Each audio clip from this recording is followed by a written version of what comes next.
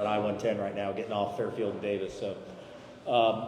So Chief Randall from the police department will be here. He has a academy graduation for our Citizens Academy at the same time, so he'll be here shortly. I know one of the questions that we'll address is obviously crime and public safety here in the district. But again, thank you guys so much for being here. In a minute after Councilman Bear opens it up, we'll do some quick introductions. We'll hit on a couple highlights that Councilman Bear wanted us to touch on that are specific and unique to District 2, and then we'll get to your questions and go from there. But before I pass it to Councilman Bear, I wanted to congratulate, if you didn't see, he won the 2025 Home Rule Hero Award from the Florida League of Cities. It just got announced a couple days ago for his advocacy during 2025 session. And if you don't know what Home Rule is, to put it in its simplest form, we battle in localities battle against Tallahassee all the time in terms of preemption and what the state tells us we need to do, sometimes unfunded. Lots of ideas that don't have any funding. And so counties, cities, municipalities are having to kind of stand up for those things, and so Councilman Bear has done a great job of that, and wanted to personally, face-to-face, congratulate him on that honor and pass it over. Thank you.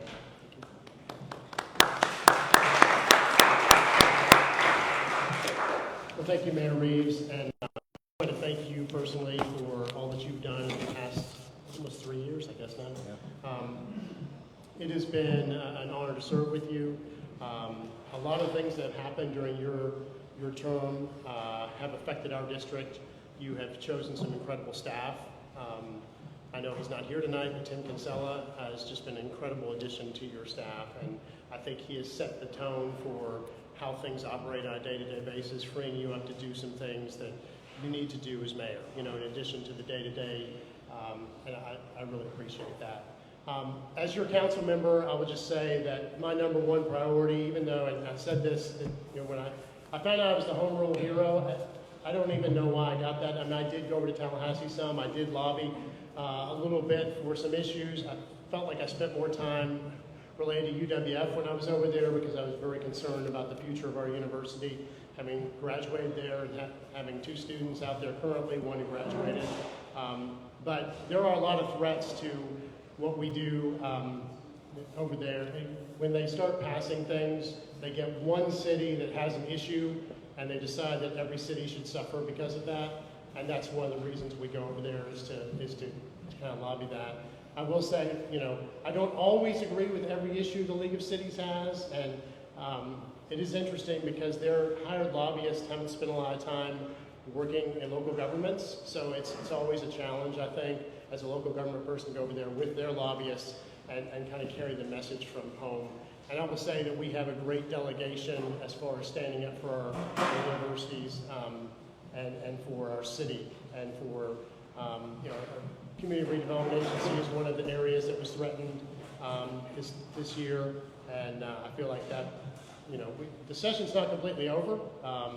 There's still a lot happening as far as the budget. We're not sure exactly what's going to get funded, and some things may fall through the cracks there. But my number one priority is to hear from you, to manage your concerns, whether it be a stormwater issue, a crime issue, whatever it happens to be. I am available through email, through phone, and I always think it's interesting when somebody calls me and like, well, I didn't expect you to answer the phone. It's like, well, who did you expect to answer the phone? So, I mean, I don't have an assistant. My cell phone rings directly to me, and if I don't get your call, I will call you back. And the great thing about this time, I've served on council before with a different mayor, and at that time it was a bit of a challenge sometimes to get answers to questions.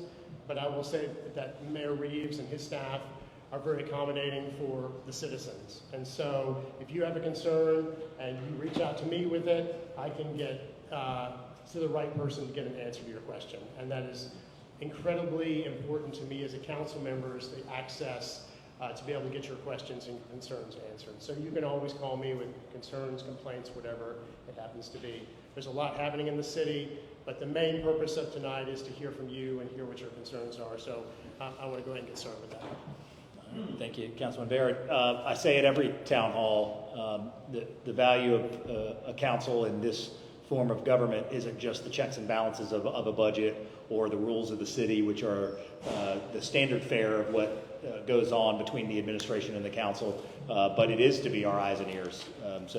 Not only do we we expect that our 7 folks out representing you and your neighborhoods are in contact with our staff to let us know. We talked about it actually at the press conference today. If a stop sign's down or a curb doesn't look right or those types of things, those are the things we expect. We'll never have enough staff to wake up every morning and look at every piece of concrete on the side of the road. We do rely on you guys and never hesitate to, again, let Councilman Bear know or let our staff know.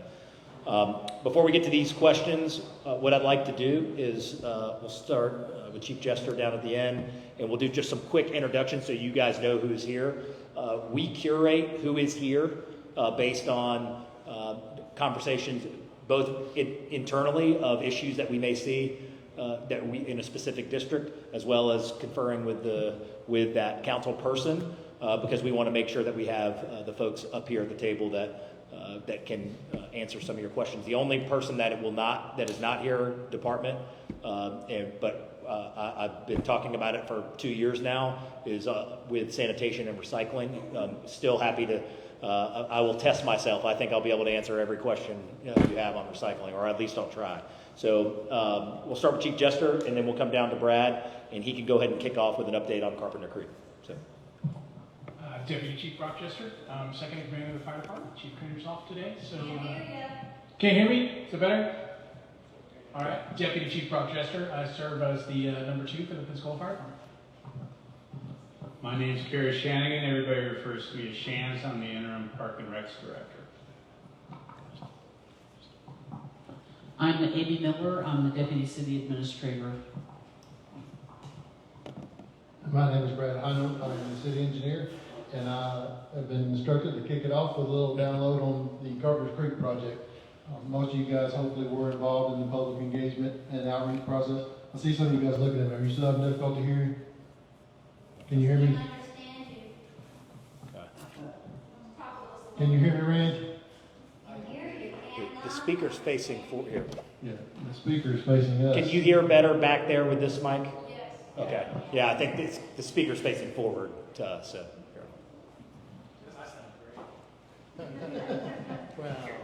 I promise the mayor doesn't just pick the good microphone for himself as a politician. Is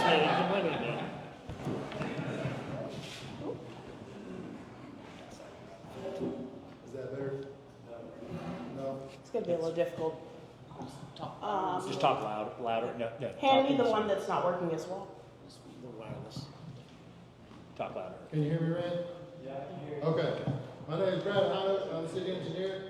I was asked to discuss the Carpenter Creek project that hopefully some of you guys were involved in the public engagement process. Escambia County and the Restore Council successfully secured a grant for the design of a restoration of that creek. If you're familiar with the creek specifically, this project will be from I-110 to 12th Avenue. The creek, as you know, has suffered some damage as a result of the urbanization of Pensacola. There's some sediment deposits in the creek, and the restoration efforts needed will be to restore that flow pattern, the historical flow pattern of the creek. Obviously, some of that will be impactful to some of your backyards, right? Some people in the room inevitably live along the creek. I can't encourage you enough to know that first and foremost, there's going to be some additional public engagement, public outreach processes with the design team. That team is a company known as Moffitt Nickel. The Pensacola Restore Council just recently entered into a contract with them. They're an engineering firm who will be designing and producing the plans and going through the permitting process for that project. I strongly encourage you to be involved in their outreach efforts. They're part of their contract.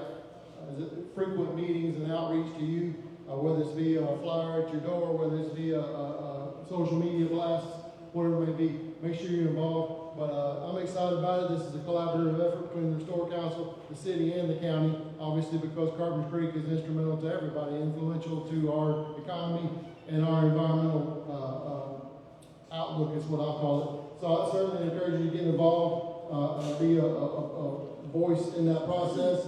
And I'm excited about it. I've been part of the selection committee. I was part of the committee who selected Moffett for the design. And their ideas are very innovative and respectful of private property as well. So we're going to walk that line between getting the creek to an environmental asset like it used to be 100 years ago, but also respecting the private property. So again, it's going to be great, and I'm excited about it. And if you guys have any additional questions about that project or anything else, we'll all be here, myself too, to try to answer those. All right, thank you, Brad. The other two updates we're going to give, one was crime in District 2. When Chief Randall gets here, we'll let him give you an update. Also, I see park improvements. What I thought I'd do, I've kind of thumbed through these, but we have several questions on those, so I want to get to, you guys are taking time out of your busy schedules to be here, and family and everything else. So let's get to your questions, and then we'll circle back on any other park improvement highlights that we want to touch on once we get to your specific questions. So we'll start with Travis Tharp as questions on recycling, public landscaping, and code-related issues. Test. My name is Travis Tharp. I am the District 4 Supervisor for the Escambia Soil and Water Conservation District, but I'm speaking as a City District 2 resident today. First off, the recycling program, I'm hoping you guys will address that in some detail today. And our general waste management, I know that it's integrated with the county as well, so you got to tease those things out, city limits versus county, but it feels kind of regressive. We've got 2 garbage pickups now. That seems unnecessary and wasteful of resources. And then it seems like people can just pile garbage on the street now without being fined for that. And that should be essentially funding our waste management, the fine process for disposing of things that you're not supposed to dispose of, or just dumping it on the street when like a rental property gets evicted and the property owner just pulls all the furniture and everything and puts it on the street. I see that all the time in my area, which is the Tip and Dunmire area. Second of all would be public landscaping and the use of non-native vegetation. And in the code, you've got the heritage trees. There are several non-native trees, some of which, for example, the crepe myrtle, I think is invasive. I'm trying to get rid of a crepe myrtle out of my yard, and it keeps coming back. I'm wondering if you guys are interested in modifying that, establishing local policy to only use native plants in public landscaping areas, and also modify the codes that affect residents as far as encouraging more use of native plants and Florida-friendly landscaping. So. Okay.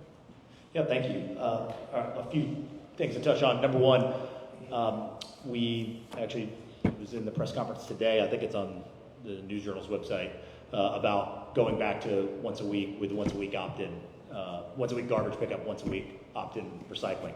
If you don't want recycling, your bill will actually go down.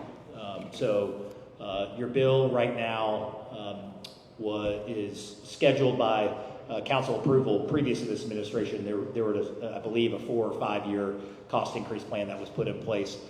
We paused those increases while the bill is scheduled by council approval to be somewhere in the $29 and change. I won't get the exact pennies right.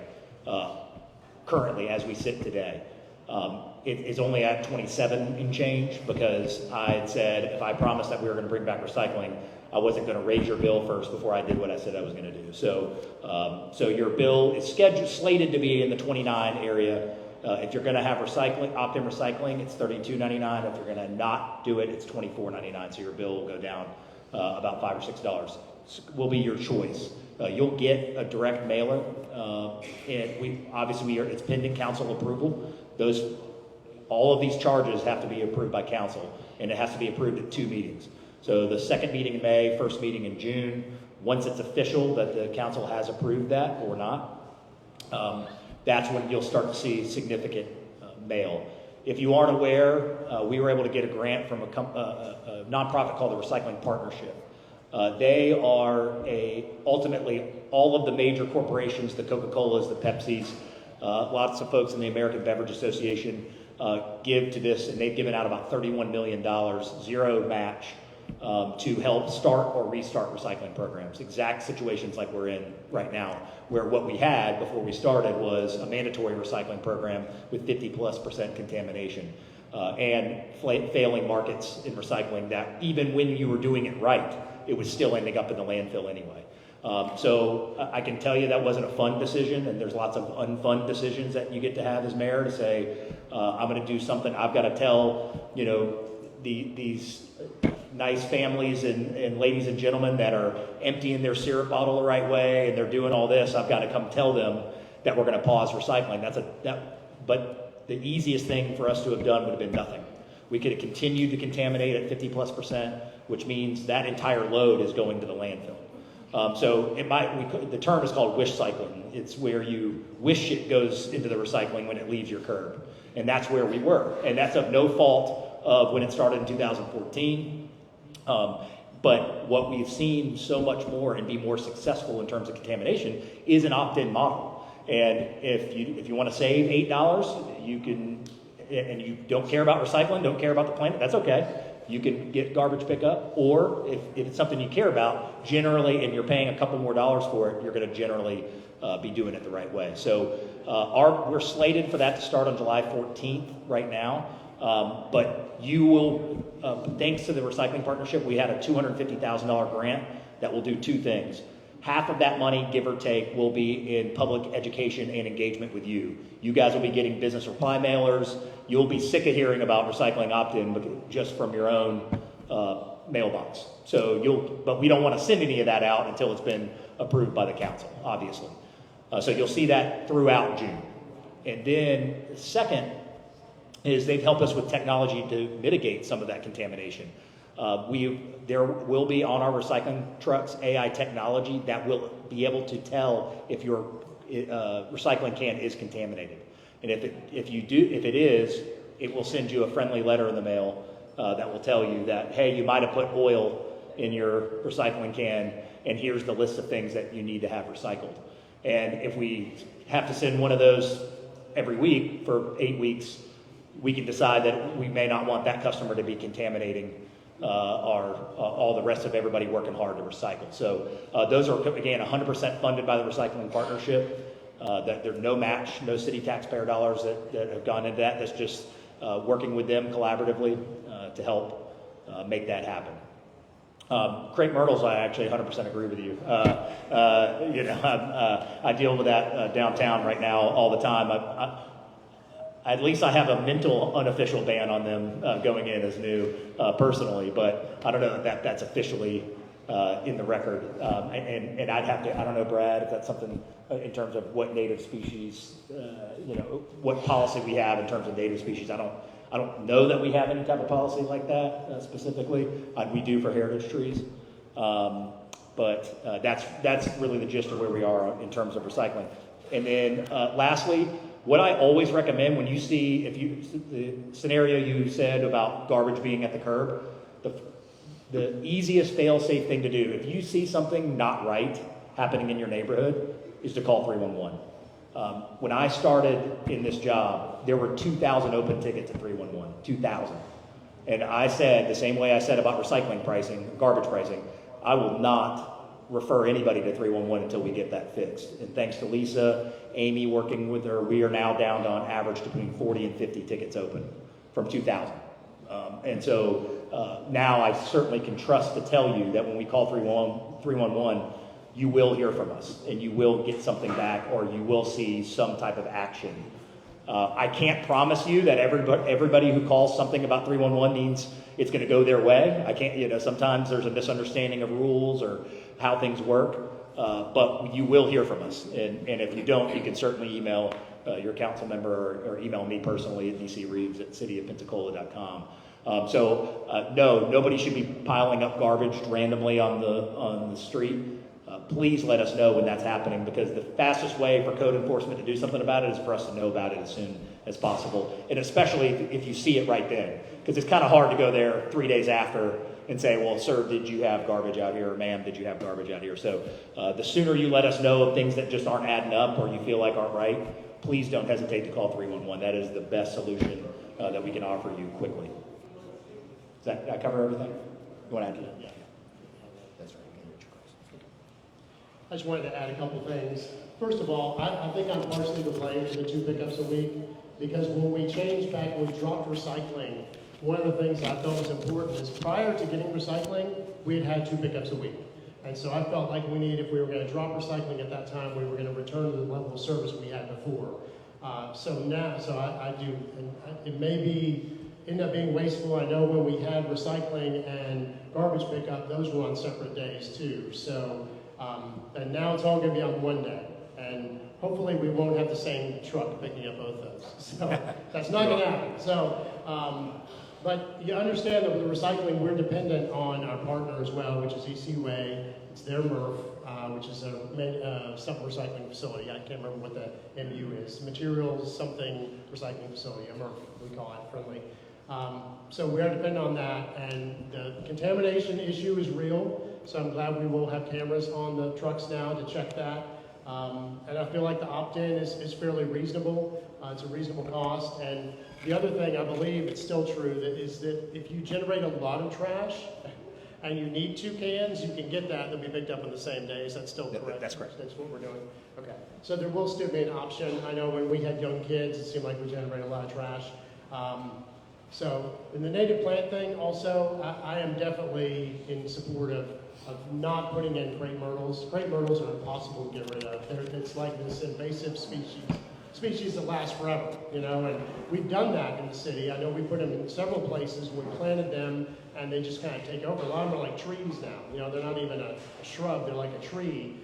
Even in my neighborhood, there's a lot of them. And people have cut down the heritage trees and things and put crepe myrtles in because they can keep control of them better, and they don't have to call and get approval when they trim them. But ultimately, we need to be doing native species. I think with both of these things, education is the key. We've got to educate people. We're doing that with the recycling side. I don't know how much we're doing to try and encourage people not to put a crepe myrtle in their yard. I think we could do more. I will tell you, in my non-city job, I'm the head of Keep Pensacola Beautiful, and so invasive species are something we are concerned with because as a network, the Keep America Beautiful, there's a number of affiliates out there that go out and try and attack the invasive species. I'd like to see us do more of that here in our area. And the 311 system, I'll just mention, you can always call me, and likely it'll go into 311 after you call me, after it gets to the right place, just so it can be tracked. And I also took one more step, is if you go to 311, I've been told that in the future I will start getting those from our district. I will be informed of whether there's a 311 issue in the system so that I can monitor it as well. I've been warned that that could be a lot because every time there's a change in the 311 request, I'll probably get a notification, but that's fine. I want to make sure that you all are getting what you need from that system. And Mayor Reeves is entirely correct. There was such a backlog in 311 when I took office that a lot of us didn't trust it because things just sat there and languished for a long time, and now they're moving, and we've got dedicated staff that are really focusing on that. I feel like we're in a good place with 311. So please do use it, but if you feel like you want to talk to somebody about it, you can always call me as well. Thank you. Thanks. And yeah, to add to that too, another thing we updated from sanitation is when I got here, if you wanted a second black can, so it was 1 day garbage, 1 day recycling mandatory. And if you wanted a second can, you paid a second account, which of course, Business 101 would tell you that doesn't make a lot of sense. You're already showing up. Why would you be paying double? So if you are, or one of those families, maybe you got 4 or 5 kids and they're producing a lot of trash, and whether they opt into recycling or not, you're also going to be able to pay for a second can, and it's going to be something nominal, like $5 more a month or $4 more.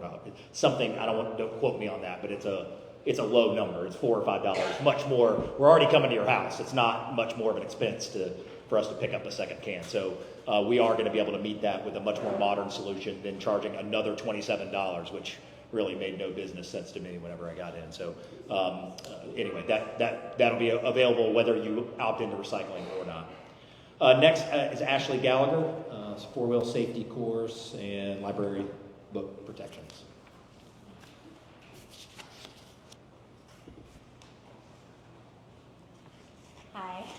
Ashley.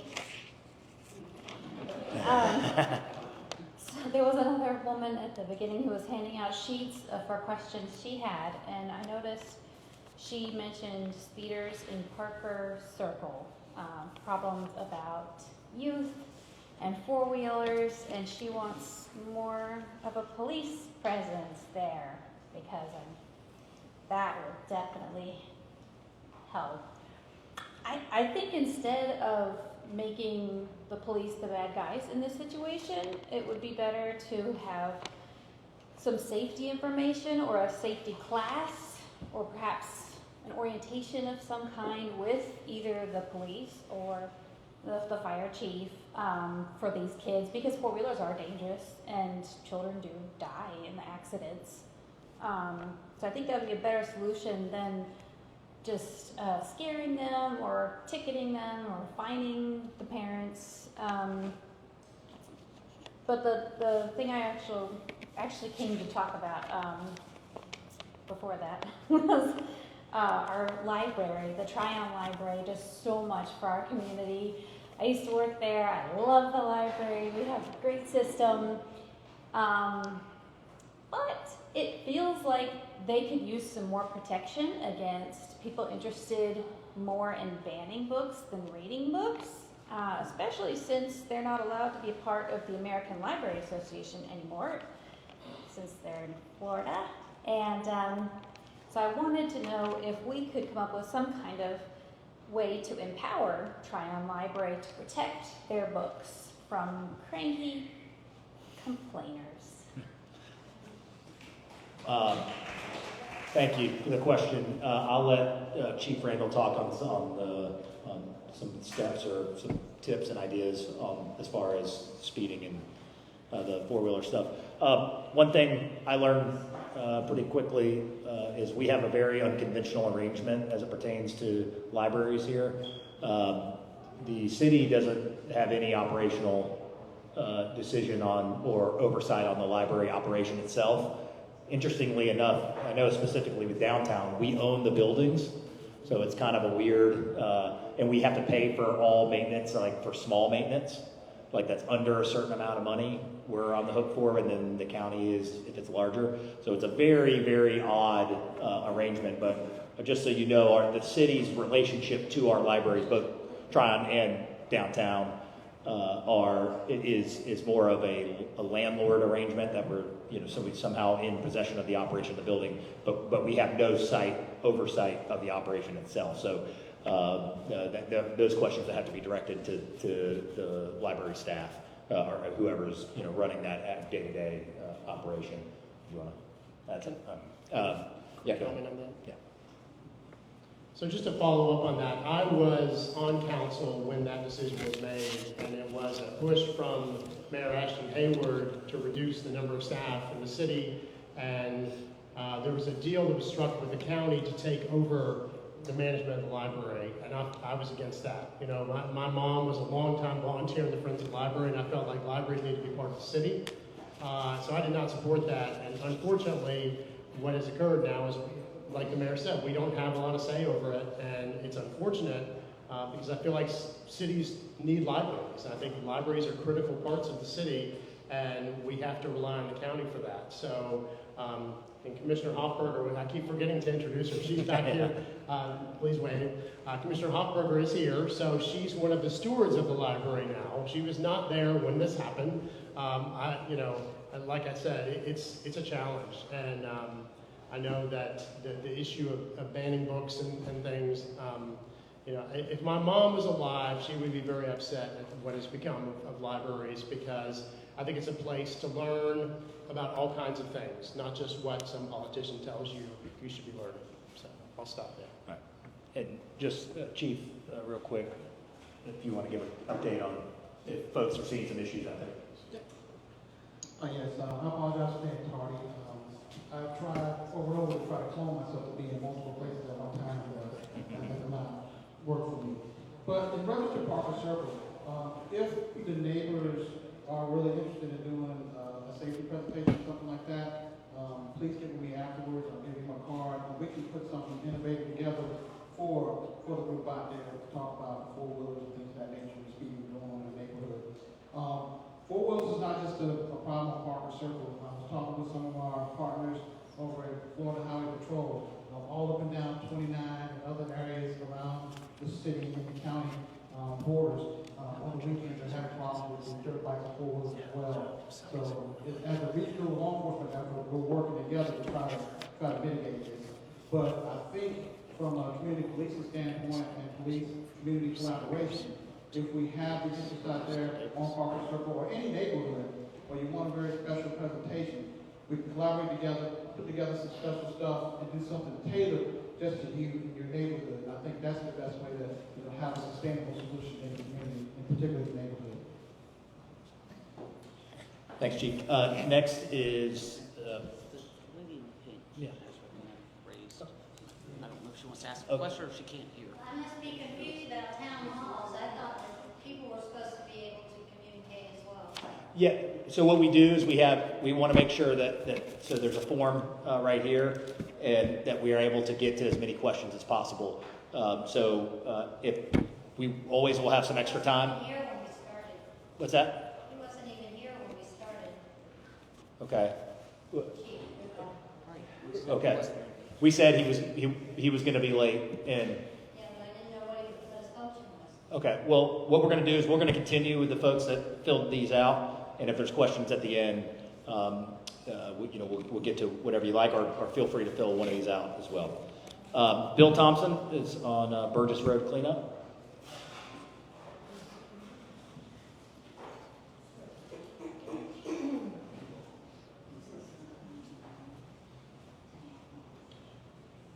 Hi, everybody. The city finally got busy and fixed Burgess Road and made it really nice, and sidewalks and all that kind of stuff. They got curbs and they got drainage ditches and galore. And now they got some way that nobody cleans them. I did call the city one time. They were shoving the debris down the culverts instead of picking them up and throwing them on their truck. Well, now they're not even doing that. They're just kind of cleaning around it. I've called the city 311 about 3 times. I did leave a message to the guy that's the head of the department. Haven't gotten any calls back. Your street sweepers haven't been by Burgess Road area in over 2 months. So what are we going to do about keeping the area cleaner than what we've got or had? Because we've got a nice street now. We just want to keep it clean. Yeah, absolutely. Thank you so much. If you'll write down, Dominique, if you'll come get his address, we'll look up that ticket and see if there's been a callback or a response. In terms of street sweepers, we do have hundreds and hundreds of miles to do, and I can't speak for whether it's been 2 months or not. I would have to have Amy do that. The schedule. Brad is saying is once every 6 weeks. Is guaranteed, if not more. But again, we're happy to look into that. Again, I recommend 311. I hear you and understand what you're saying. That if you feel like it hasn't been called back, we'll check on that. But that would be an outlier if that's happening, because we usually only have about 45 to 50 running tickets. So we'll take a hard look at that for you, and you'll hear from us by the end of this week. So if you'll give us a phone number, we'll make sure that we reach out to you directly. Next, Joan Irby.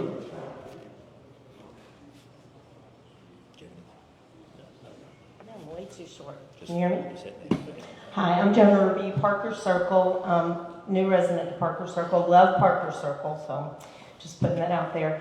I was coming here with one agenda, but then my son, who drives a truck here locally in town for one of the beverage companies, actually was in a cooler today and called me from the cooler because there was a shootout at Cervantes and Pace at a convenience store he was working out. So crime is always on my forefront.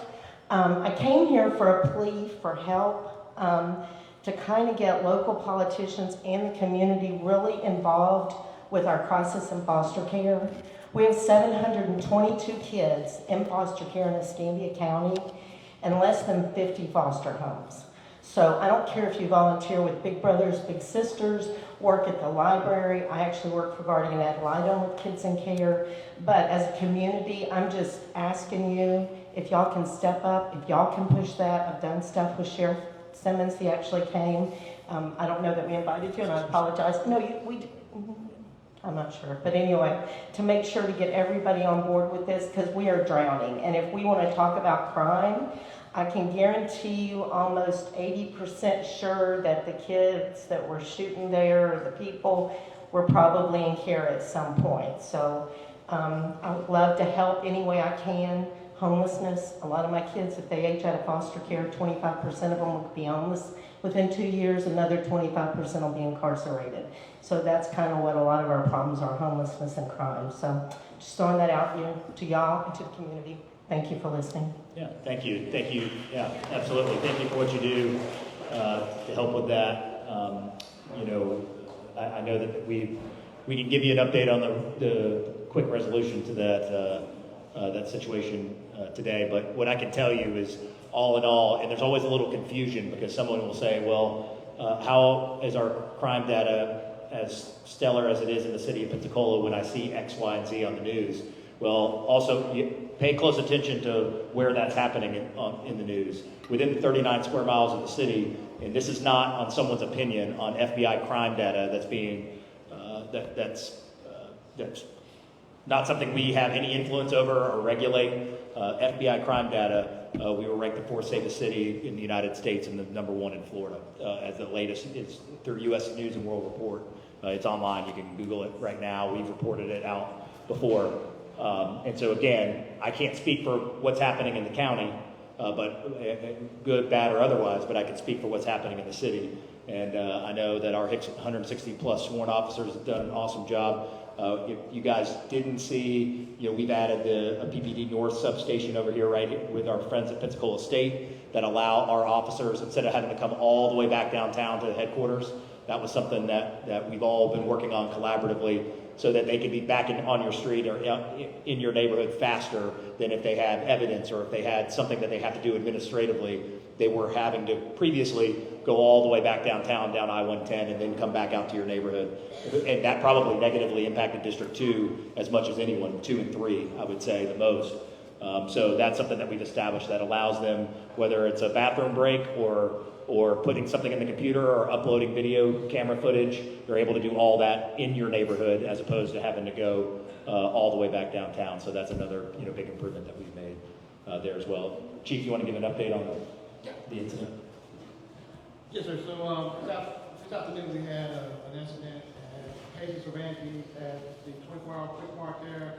And actually what basically happened was, as part of the investigation, two gentlemen were at the location. Both of them had similar cars. One person got in on the car. That led to an argument, which led to a fight, led to an accidental discharge of a firearm. So it's actually working as a standing ground case. So no one was hit, but it was actually an accidental discharge of a firearm, and that after a fight over someone getting in someone else's car, and then that became a disturbance. We responded, got both people detained, worked it all out, and there's no threat to the community. So that was a quick resolution to that case. Another great advancement we've had in the last 2.5 years since Councilman Bear's been back on council and I've been here is we've added the shot spotter technology. It's not within District 2, but it's in downtown and on the west side of our community. And you'd be surprised. You won't hear about it on the news. Actually, we just had another one a few days ago where there might be a gunshot and someone's not sure if it's fireworks or a gunshot, and then we don't know where it came from and what direction. And so now we have technology where we can precisely know whether it was a bullet discharged from a gun or not, which direction it was going. So we have many, many instances that aren't as salacious enough to make the news, but where someone shot one round in the air or something like that when they shouldn't be doing that, and we're able to actually track that down immediately and then find them. And previous to that technology, we would have no idea where they were, who they were, and they'd be off after 15 minutes before we knew what was even going on. So that's been a huge, huge help to us, both on high-profile issues, which are pretty rare, but also really on these more low-profile issues where someone's goofing off with a weapon, not to necessarily hurt somebody, but we don't want that in our neighborhoods. And so we've been able to have a lot of those. I mean, I would say probably once every couple of weeks I'm getting an email with an incident that where we track someone down and they never thought we were coming. They thought they would be getting away with it like they used to. So that's been really good. All right, Councilwoman Myers.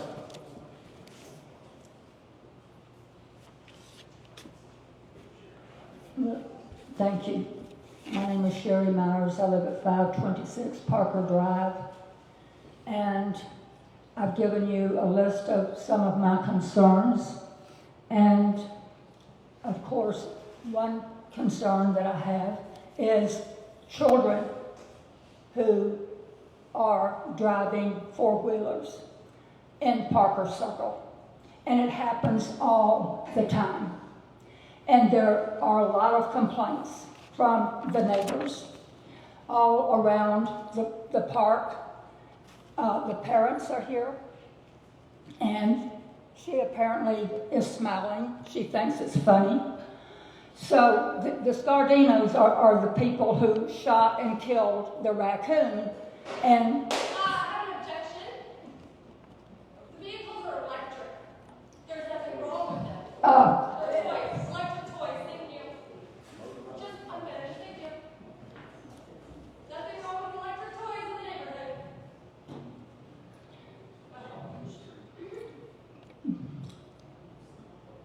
I think she just demonstrated the problem. So they live directly across the street from me. And I have a lot of problems feeling safe where I live. I'm 83 years old. I will be in a month. And I have lived there for years, 24 years, and have had relatively no problems from neighbors. I spent 12 years on city council. My number one priority, as you know, was public safety. I worked my ass off to get Burgess Road done. And I have seen Scardino smile. I've seen her kids on four-wheelers on Burgess Road sidewalks. And those kids that are here tonight, it's just a matter of time before they get killed. And so, while electric vehicles, four-wheelers, are legal, they're only legal to drive if you have a driver's license.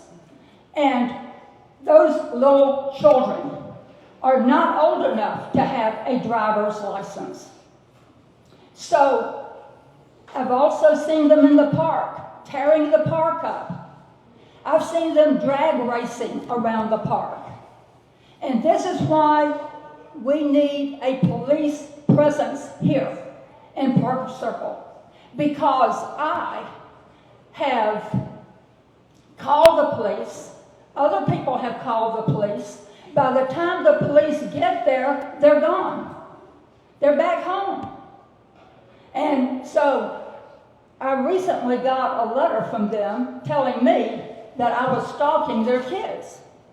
Well, what happened is I did video them a week ago, Tuesday I believe it was, while I was driving around the neighborhood, which is something I do all the time. But I never followed their kids. Their kids, and I want to get with you, sir, and I want to show you this video, because I think you're going to be shocked. What it's going to show you is I never followed them. I videoed them when they were coming toward me. And at one point, they made a U-turn and started following me.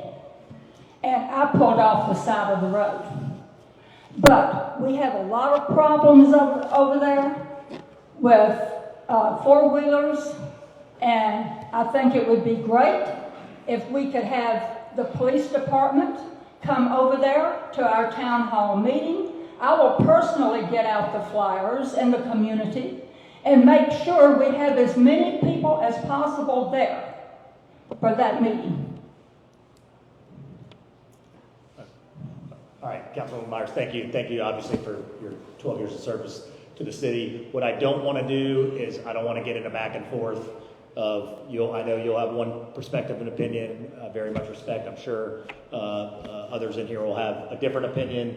So what I'd like to do, obviously, we take public safety seriously, and if there are people violating the law, we take that seriously. So, but I want to try to deflect from us getting into a back and forth. And again, try to be respectful of all these people's time who came here to get answers on things beyond that. That doesn't mean we won't participate or follow up with you, but just I'd rather do it that way. I think that'll be more productive for everybody than it would be for us to hack this out, amongst everybody in the meeting. So happy to. That doesn't mean we're dismissing it. I just would like to make sure that we do it productively. There needs to be a resolution of this issue. So we'll reach out in terms if there's a meeting or neighborhood meeting or something like that. We'll make sure we engage with that. So thank you. May I mention one thing on that? On that, as a Parker Circle resident, Sure. that my grandson rides a 9-volt, which is a little teeny, and if you've got kids, you know what that is. Yeah. It's not a 4-wheeler. Yeah. I mean, I know what a 4-wheeler that you ride 4-wheelers. Yeah. This is a little 9-volt, so. Yeah. If I'm in that list, I'm No, totally understand. Yeah. Let us dig deeper in a more productive way. We'll be able to be more helpful, certainly, without just going back and forth in the meeting today. So thank you guys. Mary Fritz, so I've got next, trash and garbage pickup. Good evening. I apologize, my English is not that good, but I have a little problem with the trash arrangements from the backyard. Hold on. It's Mary Fritz is this one. What's your name, sir? Chris Rochford. Oh, okay, all right. You're not this one, the one after. Sorry about that. Mary's coming up right behind you. We'll get right to you. I apologize. Mary, go ahead. Hello. I just wanted to say that since January, the 1st of January, my neighborhood has not had their trash picked up 6 times. We get picked up on Thursday morning, and that's supposed to include our trash for the yard as well. So we were also told that it was favorable to bag our trash. So many people buy bags and put their trash in bags. Are you talking about yard? Sorry, yard waste. Okay. Yard waste. And our trash cans go out that day. I call the city. If they don't pick up by 5 o'clock, I make it a point to call the city on Friday and ask them to please make sure they're picked up. They're never picked up. Our next pickup is Monday morning. So if they make it Monday morning, it's a miracle. It's usually Monday afternoon by 3 o'clock, and our yard trash is never picked up. They wait until Thursday or the following Thursday. I haven't kept track of that, but some neighbors have. I currently have 4 bags of yard waste in my front yard that has not been picked up. And I don't want to pay for a service I don't get. I don't want to pay for it. And you just said that it's $27 every time my trash is picked up. I want a refund. $27 a month, yeah. So $27 a month. 8 times, yeah. So I want a refund. I mean, if I'm not getting a service and I document it with pictures and I call the city and they have a documentation of my telephone call, they insist on recording, I want a credit. Okay, so I can't hand you a credit at the podium today, but we're happy to look into. I'm just saying, I'd rather have my trash picked up, So, my garbage picked up. So if you'll write down your address, same thing, we can investigate any of these individual issues further. It's my whole street. Yeah, so great, even better, then we'll knock all of that out in one shot. So if you'll give us your exact address and give it to Jason in the back. Amy Miller it works with Pensacola Energy. We've made a change to put sanitation within energy. Pensacola Energy does a really bang-up job of efficiency, customer service, all of that, and that change was in the last, I'm going to say, 6 weeks Well, I or just so. spoke to somebody on Friday. Yeah. So, all right. Well, so you got to give us an opportunity to solve it. So I understand your frustration, but write down your address, and then even better, we'll make sure that not only yours whether it has or hasn't been picked up, or if there's a confusion with day, or... There's no confusion. Okay. Cordova Park gets picked up every time. My daughter lives over there, a lot of my friends live over there, they don't ever miss a day. Okay. So, we're happy to look into it. Thanks. Thank you.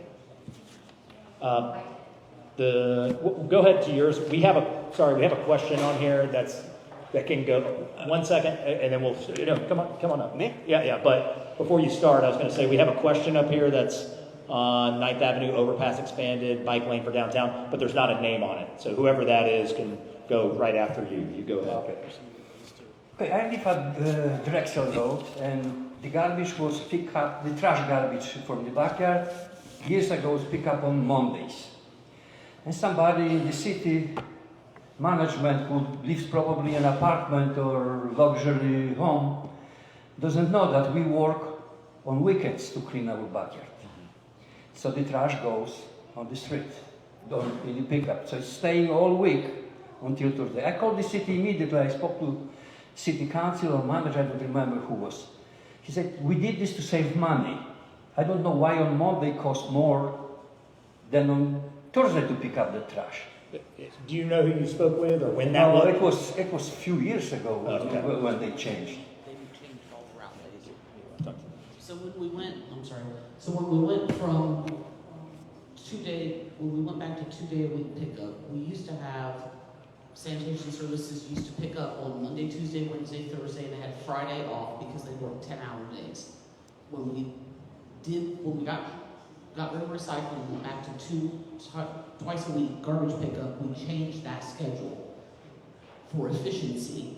And they pick up now on Monday, Tuesday.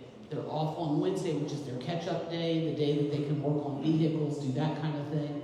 And they pick up Thursday, Friday. So that's why your yard waste pickup day changed from Monday to Thursday. And that's why it's currently Thursday. I understand. We just don't have the resources. Everybody cleans their yard on the weekend. In a 49 square mile city.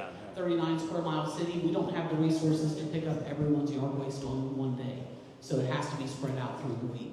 There's just no other way to do it. Okay, the second was sprinklers. I have a well. A few years ago, it came letter that somebody in California preparing mixture to spray backyard left the water hose in the tank and the pressure dropped, so created vacuum and sucked the poison to city water. My sprinklers are not connected to city water, and they requested to install $750 backup valve and inspect every 5 years. I refused. I notarized, sent a letter that my sprinklers are not connected to city water. They are not, and they never will be. And I said, 24/7 I am available. City inspector can come and check my well. They said no. And then, I think last year, in the end, I got again letter to do something. I just throw it apart and I just throw it away.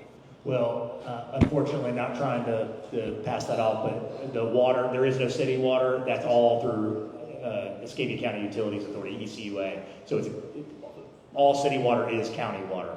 We don't have a city water department, so you'll have to call. Unfortunately, I'd love to give you a better answer than that, but we don't have any say over the water operation.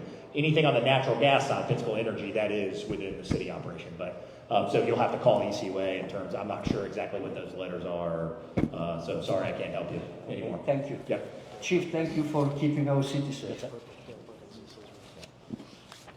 Councilman Baer pointed out, Dale Perkins is your rep. There's an ECUA board, like there's a city council that's over the water. So Dale Perkins is your representative for ECUA. So might be a good person to email or reach out to if you're having consistent issues. Hey, Don Drummond, question man. I appreciate you having this panel up here. It's been a little while since we've heard from your uptown area here. The purpose for my questions really were bringing more attention to the end of 9th Avenue, Olive Road area. We seem to hear a lot about downtown, but not a whole lot about the coined term uptown. I'm trying to make it a quality of life and livable. My son lives in Jacksonville. I'm really trying to get him wanting to come back to Pensacola. And personally, I love the bike and the 9th Avenue, I mean, it's a building or it's a structure that's been there since like, I guess the 50s. Nothing's happened to it. It's just kind of an old school kind of bridge. I was wondering if you could put any money or infrastructure into that. And, you know, with Jacksonville, I could just say that they went from a city that was almost equal to Pensacola in the 80s, and they expanded and grew and expanded. And they did that by annexing a lot of the properties. And there's properties that are kind of like these little blind spots we have in our city that seem to be able to get more revenue coming into the city, to do more things with it.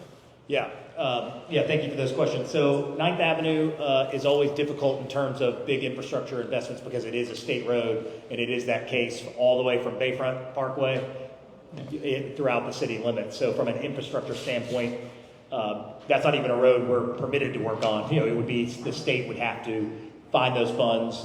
We could certainly advocate for those things. In fact, I had a phone call with FDOT, with the Secretary of District 3, which is our district based in Chipley. We had a phone call with them on several issues, as we always do today. So we're certainly willing to advocate for those things. You know, I do agree with you. And listen, I think from a city perspective, as a matter of fact, we've been having a conversation. If it's really not in 2, it's more in District 1. But there's a 92-acre bubble on Langley. If you left the airport, you went to Langley, you took a right, you go across the airport property.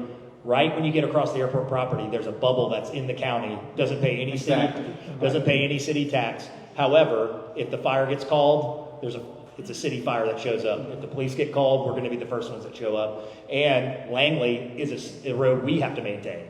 So there's a pocket of county folks not contributing the same way that you guys are in these 92 acres. But you guys have been watching the news the same way I have right now.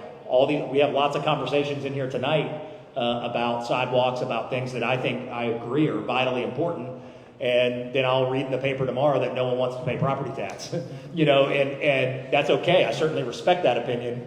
But I know where to find money. It's in 92 acres. Right. Well, and no one in those 92 acres is going to come knock on our door and volunteer to pay additional city tax, right? So, you know, it's not to say which side's right or which side's wrong, and I mentioned this in our press conference today, but when you ask about sidewalks and you ask about public safety, you know, about 34% of our property tax goes to helping the police operate. So I don't think the fair question is being asked. I don't mean your question. I mean, as a whole, the fair question is being asked. The question that I get a chuckle out of every time I see a survey that says, would you like to pay property tax or not pay property tax? Well, every one of us, including me, would say, if those are my two options, who isn't going to say, no, I don't want to pay property tax? But if I say, well, would you like to pay property tax and the cops be there right away, or not pay property tax and we'll be there within a couple hours?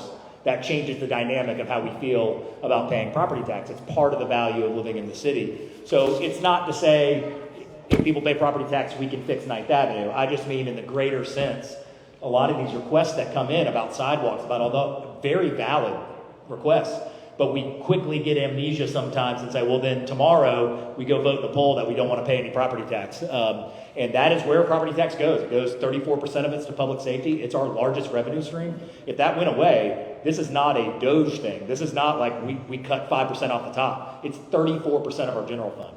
That would cripple any operation, whether I'm the mayor, Councilman Baer's the mayor, or someone else. If you lose 34% of your budget, that would be catastrophic to our public safety, to our infrastructure. I didn't want to be confrontational. No, you're not. Set of view that, you know, the city up here would like to expand and grow, and be as beautiful as downtown. So.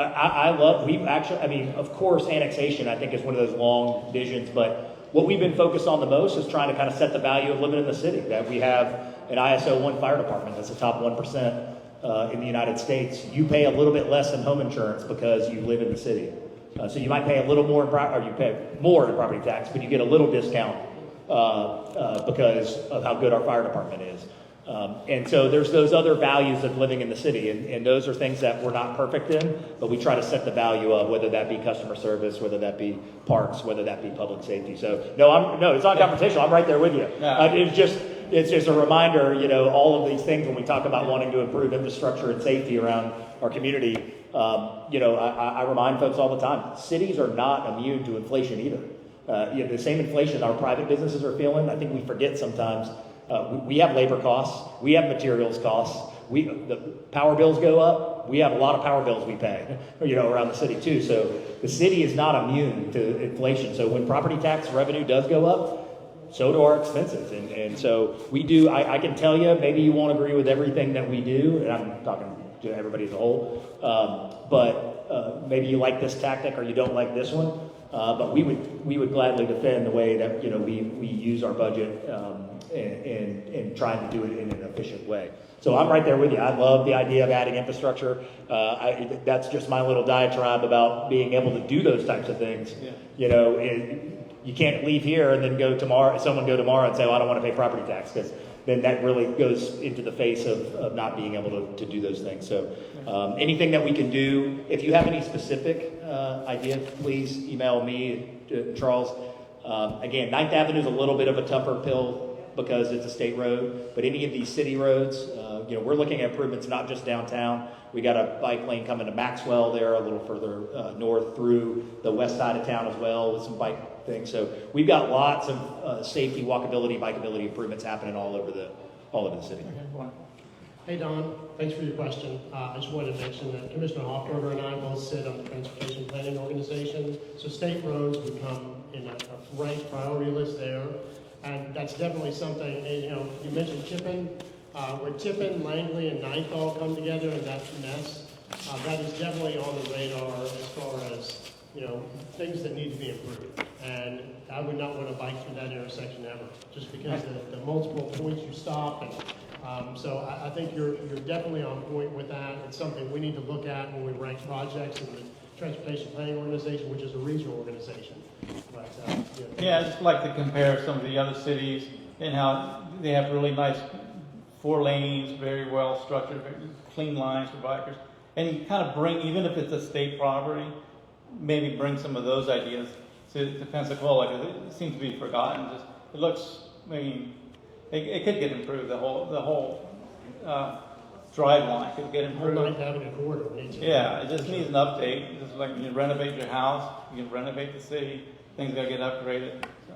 Well, one of the things we have to do too is get creative, I think, in the city, and they wanted to resurface Martin Luther King and Davis, and so we're looking at making improvements there, two-weighing it there. If they're going to go ahead and do all that, why not looking at making some other improvements there as well? So if they've got a project, if DOT has a project, we have to look at ways we can make that even better. Then it goes into we've already talked about vegetation, making sure that we have native species. That's one of the things we can talk to them as well. I thought the crepe myrtle was native. Excuse me. Thank you again for your question. And I will say one improvement that we've already worked on with FDOT on 9th Avenue and other state roads was we realized if we were going to do some tree plantings that could give some shade and give some protection and canopy for our sidewalks, that we were previously having to go to the state one by one, kind of very monotonous way to do it, to just say, well, can we put 1 tree here or 2 trees here? We've started the process with FDOT to get blanket approval that we would say this corridor of 9th Avenue. Now, we may not plant them all right away, but let's go ahead and get the clearance and approval to do it. And then as we get tree planting trust fund dollars invested and that type of thing, that we get that working. So we are doing what we can, and we do have a very good partnership with FDOT, and we do have their open ear. One other recommendation on biking: make sure you read the active transportation plan that was approved about a year and a half ago. That actually identified from a data-driven perspective which corridors we should prioritize for biking and walking. So it's very helpful to us instead of just trying to guess which one we think is best. We're going to try to follow as close as we can that priority list. All right, Kate for sidewalks on Tippin. Just says Kate. Yeah.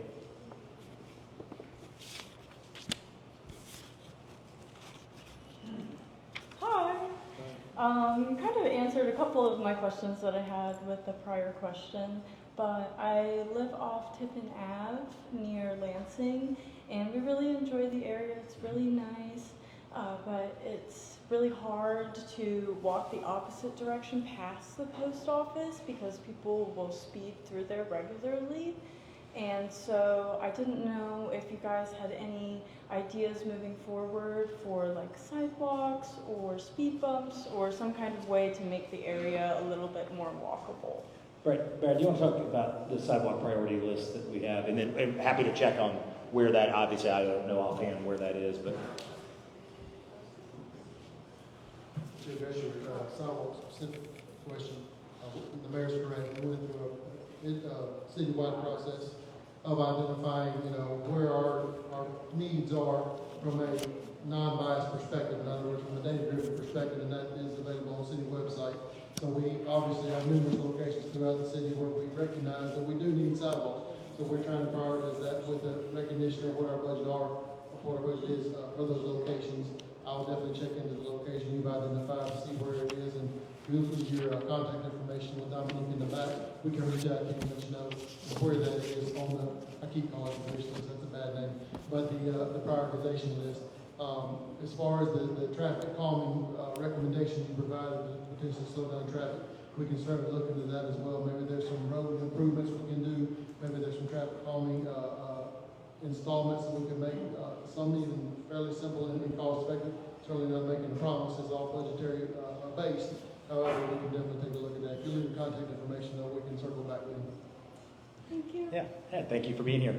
One warning I always give generally about speed bumps, it's usually a two-step process. We'll hear from somebody who really wants a speed bump, and then the night we put them in, we hear from the neighbor across the street with the speed bump about how loud it is. We try to study that as best we can. We try to get as much, but I wish there was a absolute, everybody loves it, catch-all solution with some of the speed, but some things we put in then cause another issue, and so that's why we don't want things to take a long time, but sometimes some of these traffic and road or traffic calming road improvements take a little bit because we don't want to be putting in speed bumps and taking out speed bumps and et cetera, and so we want to try to deliver something for you that's productive. All right, Rand Hicks.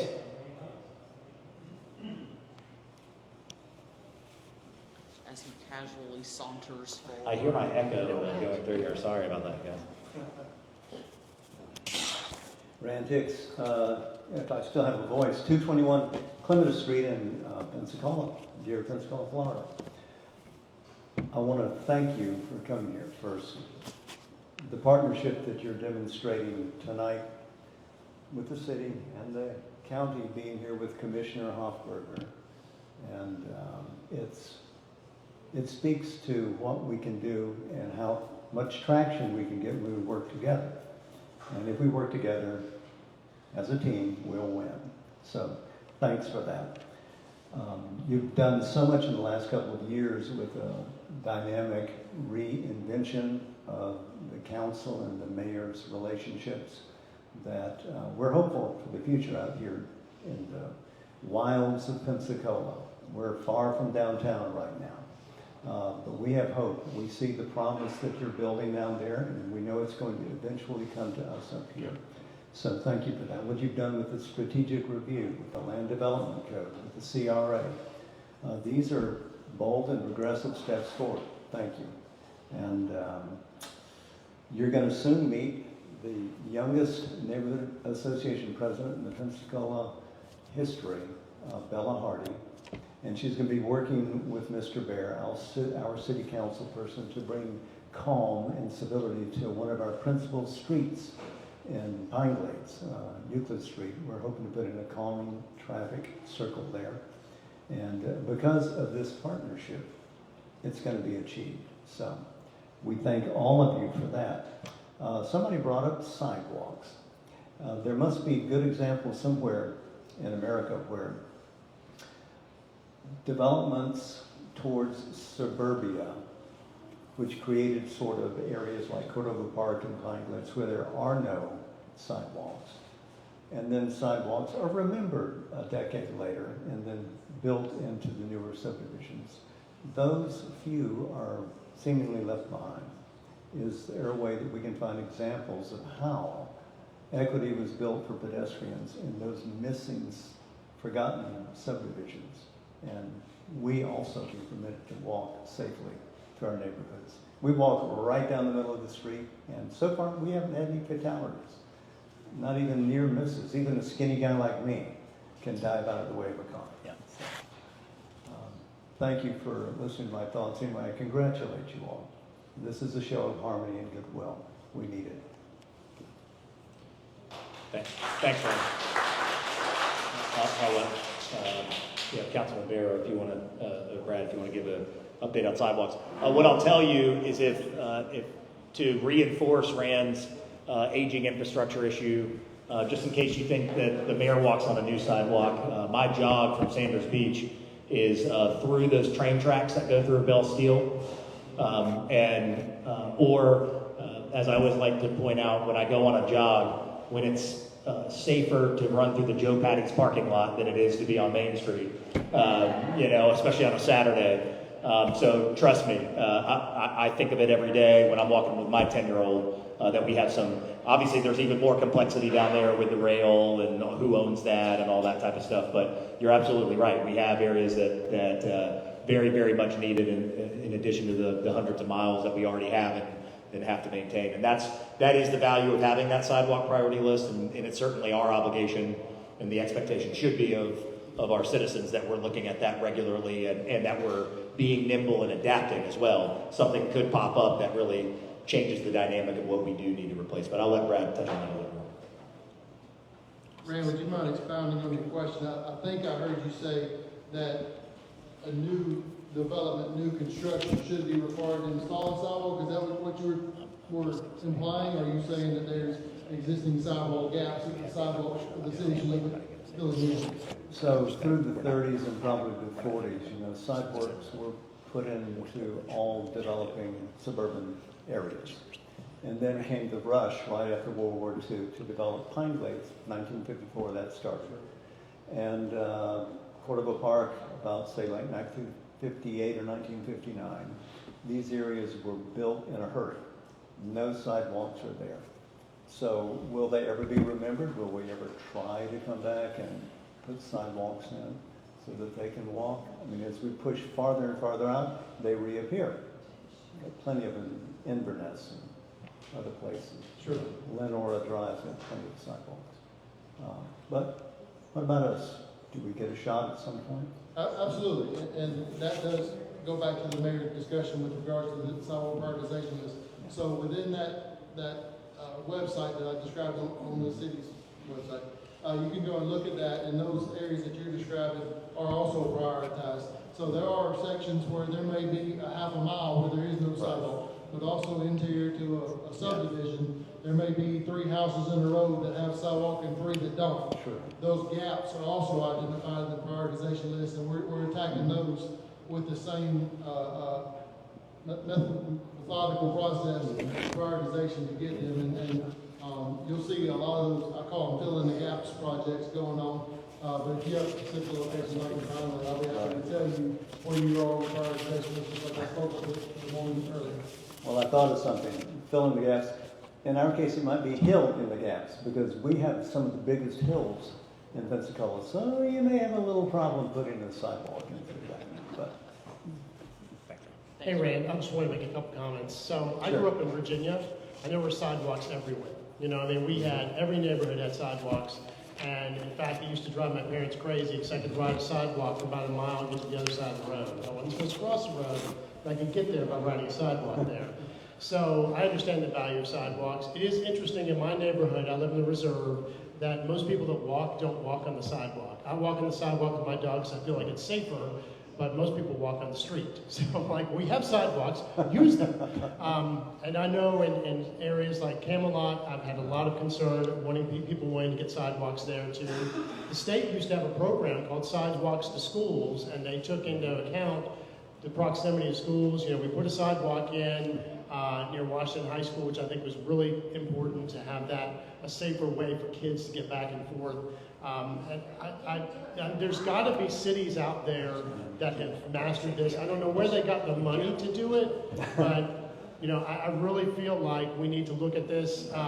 And if there are examples of cities who have done it, I think we need to find them and figure out maybe they're a grant. I will applaud the mayor and his staff.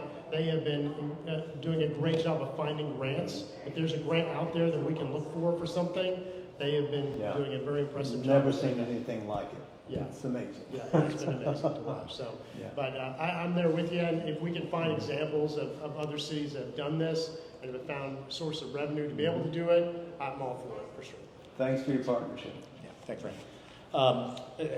We had one other question, respectfully, back to the comment from before. I don't want this to get into back and forth over one issue at one house. We will have someone at the neighborhood association. If there's any issue on public safety, you know we got a non-emergency line in the police department. You can call 311.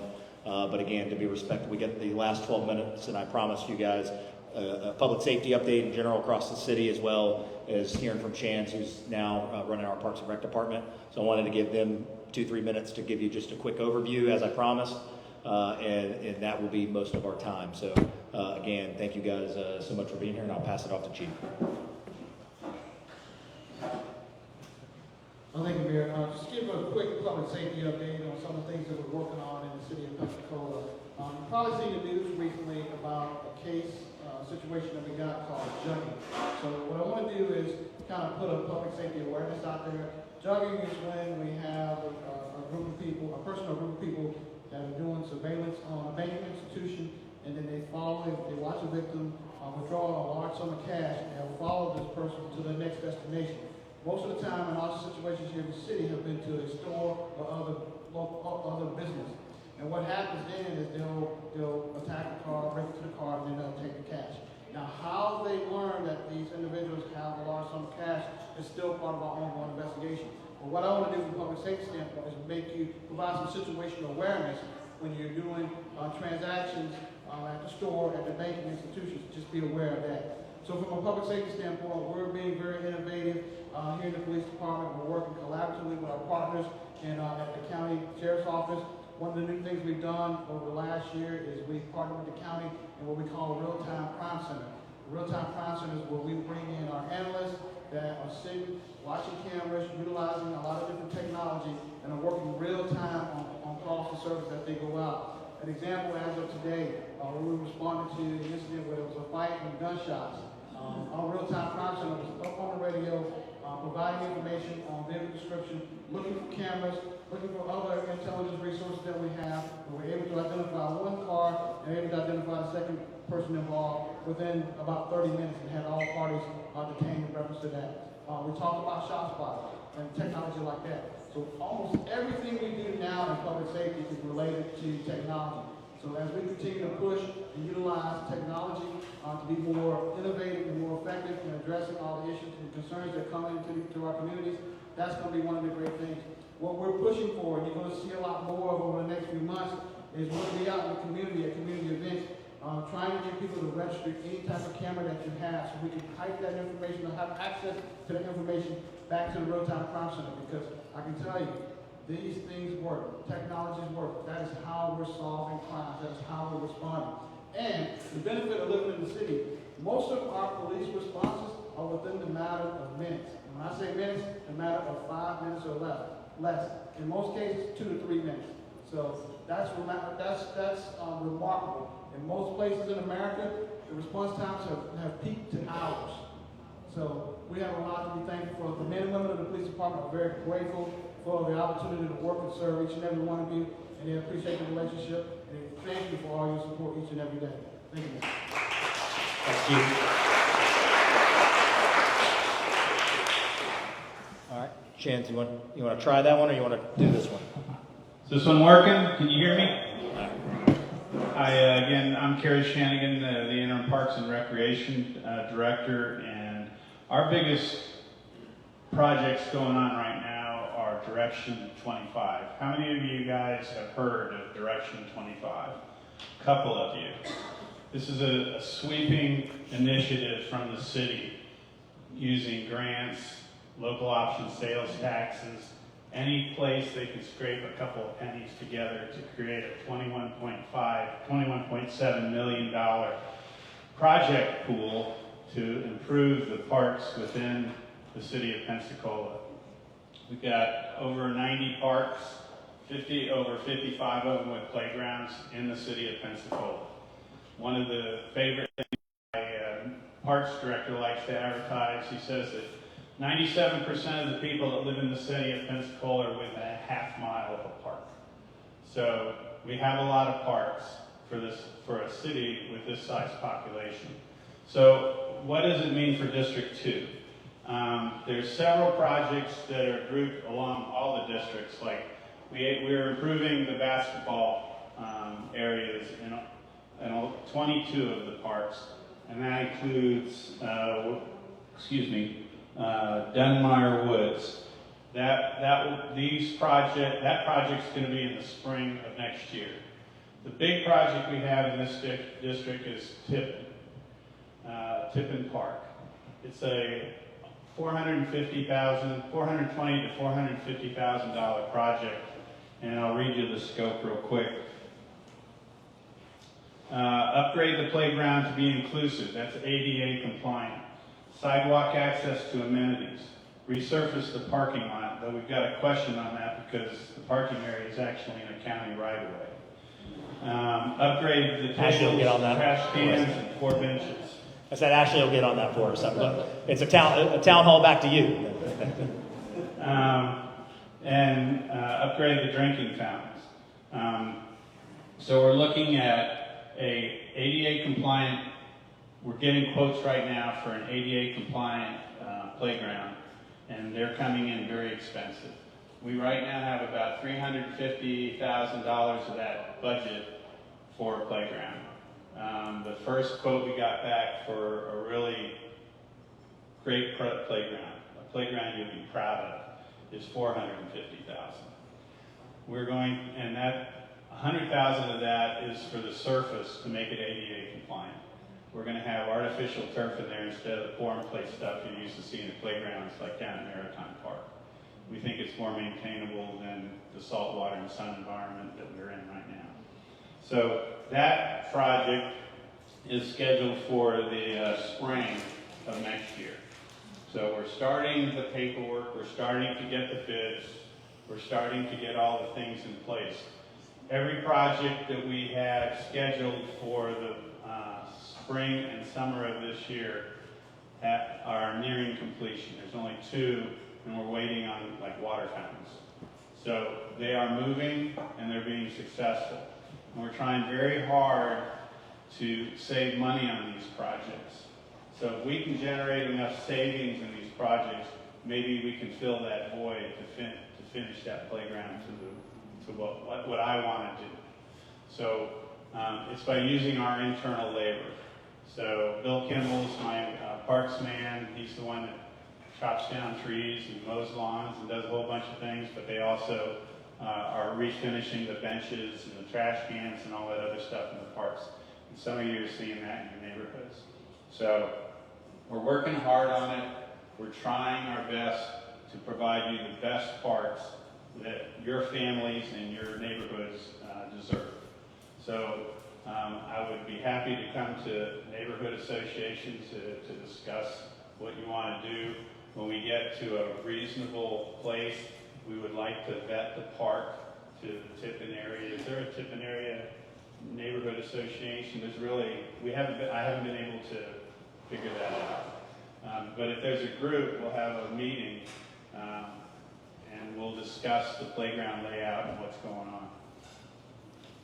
Okay? All right. Thank you. And in the last 2 minutes, Chief Jester, if you want to give an updated, I think also just because of the activity of all the smoke alarms we put in here, I think one thing that always surprises folks is that we can call and help put us, if you need one updated, maybe give an update on how we can, if somebody needs a smoke alarm, we're there for them and we can help get that put in. Sure. Can everybody hear me? Am I loud enough this time?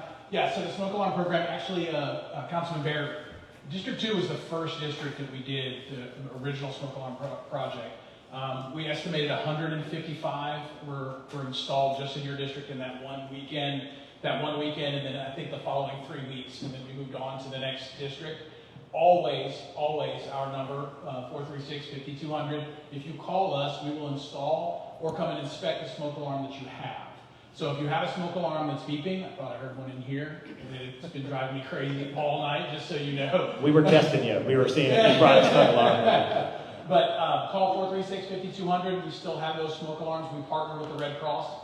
If you know someone in your district or any district in the city, right? The smoke alarm is the most important thing because we can replace property, but we can't replace life. So again, any district, anybody that you know in the city that might need one, if you have a question about one, we'll come look at them as well. Total smoke alarms, almost 1,100 right now. And that's in a 13-month period. So 1,100 smoke alarms and 52,000 people, we did a pretty good job. It's a good start. All right. Yeah, thank you so much. I'll let your councilman close it out, but just wanted to, again, thank Councilman Bear. If you don't think he's committed to serving his constituents, you already heard it. He's willing to get every 311 ticket coming in here. That's as good a test as any. I don't know that I'm that committed as Councilman Bear. So he is always in conversation with our staff about different items and is one of our most active in that regard. So he means it when he says it, that if you'll reach out to him, he'll get with us and make sure that we're doing what we need to do. And lastly, thank you for investing your time and energy into this. We all have places to be and things to do and priorities in our life. And the thing I always ask is not that you have to always agree, and there might be answers you like tonight and ones that made you roll your eyes, but the fact of the matter is we love an engaged citizenship, engaged citizenry. That's how you guys being able to go back to your neighborhoods and your streets and share what's going on in the city is a benefit to us and to all of the 850 hardworking folks that work at the City of Pensacola. So thank you so much for investing your time and energy, and I'll let Councilman Bear close out. Thank you, Mr. Mayor. Thank you for all the staff that have been here tonight. Thank you for all of you who've come out. It's important to me to hear from you, whether it be in a neighborhood association, at your door, which I've done that with a lot of you. I've been at your door. I understand the challenges of sidewalks because I've had to dodge vehicles myself while walking door to door. And I'm sure the mayor has too at certain times. But my goal is to hear from you, okay? And so I want you to use 311, but don't think that you can't call me as well. Let me know. I've been assured that I'm only going to get the 311 calls that are from my district. Hopefully that ends up correct. Otherwise, I could be just overwhelmed. They may just stop my email box from getting an email. But whether it's email or my phone is listed on the city website. You can call that my city phone. Some of you have my personal number. You can call that too. I'll answer. Unless it looks like spam, then I might not answer. So hopefully it doesn't look like a spam call. Even so, I will still screen it if it did look like a significant spam call. Verizon will tell me if it looks like spam. But again, I appreciate you all coming out. And if you have an event or something you'd like me to come to, or a neighborhood association meeting, the mayor has already put it out there. I think we've got staff here that are willing to come to your neighborhood association meetings, and some staff will definitely have better answers to questions than I will, and I understand that. And so if you need someone from law enforcement or from public safety, parks and rec, I've heard everyone kind of offer that tonight. They're ready and willing. So again, I thank the mayor for this opportunity, and please, if you have any additional questions afterwards, please get with me. Thank you. Thank you, guys.